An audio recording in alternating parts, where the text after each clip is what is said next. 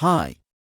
Today I will show you how to remove audio from a video easily with a simple tool online. Let's get started. Simply, use this tool. Go to Video Editor. Here drag and drop the video you want to remove the audio from.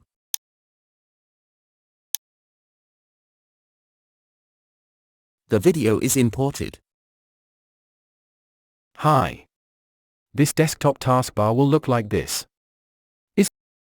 As you can see, the video has audio or sound in it. Simply go to this one. I need to remove it totally. So, simply come here on the audio icon.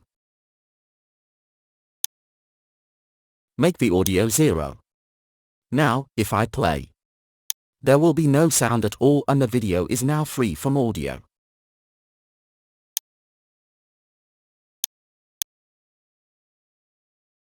Now export it. As a free user, you can get 480 pixel and 720 pixel video exported. I am going for 720 pixel. And continue processing. It would take some time depending on your video size and internet connection. It's processed.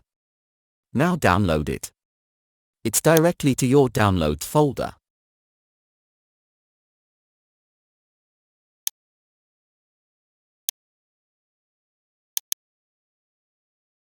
The video is being played.